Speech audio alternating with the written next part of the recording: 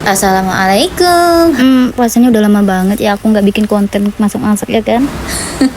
Jadi kemarin kan aku bikin pizza, terus ada yang komen kayak gini nih. Nah, post bahan-bahan dan segala perincian waktunya. Yuk kita bikin sausnya dulu. Bahannya itu ada setengah bawang bombay, setengah aja. 2 siung bawang putih kita iris dan cincang, nggak apa-apa kalau nggak halus karena nanti bakalan kita blender lagi. Tapi sebelum itu kita tumis dulu bawang yang dicincang tadi. Aduk sampai keluarlah itu aroma-aroma harum. Ini sausnya terserah kalian mau pakai saus apa, dan aku di sini pakai saus bolognese. Untuk takarannya aku sediain di description aja. Sejumput garam masuk, gula masuk, terus oregano dan sedikit ladaku. Tapi di sini kayaknya nggak kerekam. Kan kalau udah masak kayak gini, jadi kita lanjut halusin dengan di blender. Nah, porsi takaran saus kayak gini nih bisa dapat sampai 2 porsi pizza dengan saus yang melimpah. Lala, udah nggak sabar pengen bikin adonannya. Lanjut bikin adonannya. Bahannya udah pasti aku siapin. Kita masukin dulu tepungnya, terus ragi instan diaduk-aduk. Tips buat aku supaya raginya itu ngembang, dikasih jarak pemberian antara garam dan gula dengan raginya tadi. Comel kali lah tangan yang mungil ini. Nah, kalau sekiranya semuanya udah tercampur rata, kalian tinggal tambahin sejumput garam. Gula sesuai selera, tapi kayaknya sedikit aja deh.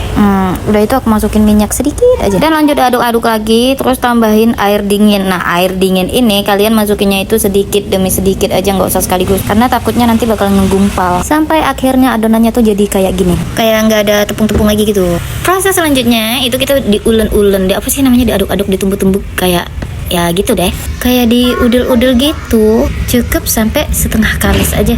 Nah, ini aku bulet-buletin dulu karena nanti mau aku rest dulu, mau aku diamin dulu selama 30 menit. Gak apa-apa pakai wadah yang tadi aja, kita olesin minyak dulu supaya dia nanti tuh nggak lengket di wadahnya.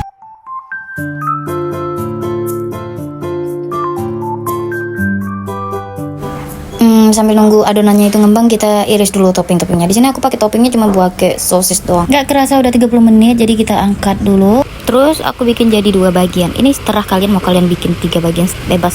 Lanjut kita udel-udel dulu, buang gelembung udara yang ada di adonan itu biar keluar semua. Ditepok-tepok, ditabok-tabok, dipenyek-penyek. Karena apa? Karena nanti hasilnya itu biar rotinya itu nggak ada kayak bolong-bolong gitu di dalamnya, paham kan? Dan sepertinya udah cukup, jadi aku mau bulat-bulatin lagi. Habis itu kita diamin lagi selama 15 menit. 15 menit aja kita diamin, kita tutup. Menjelang adonannya mengembang, jadi kita parut dulu keju mozzarella-nya ya guys, biar gampang nanti tinggal tumpah-tumpah aja di adonannya. Yuhu, akhirnya udah 30 menit. Nah, aku nggak ada penggiling adonannya gitu, jadi aku pakai peralatan yang ada di rumah aja, digiling sampai tipis pokoknya, sampai jadinya itu kayak gini. Ini aku bulatin dulu, terus aku pindahin ke loyangnya, kita bentuk-bentuk. Sekarang udah rata, jadi aku tusuk-tusuk dulu pakai garpu. Itu di bagian tengah aja, di tepinya nggak usah, biarlah nanti biar dia nampak kayak gelembung-gelembung gitu di tepinya. Diolesin sama sausnya tadi yang udah aku buat, terus tambahin topping-toppingnya. Ini toppingnya bebas, kalian mau pakai topping apa aja, bebas pokoknya. Nah, kalau udah selesai kita panggang di oven selama kurang lebih 12 menitan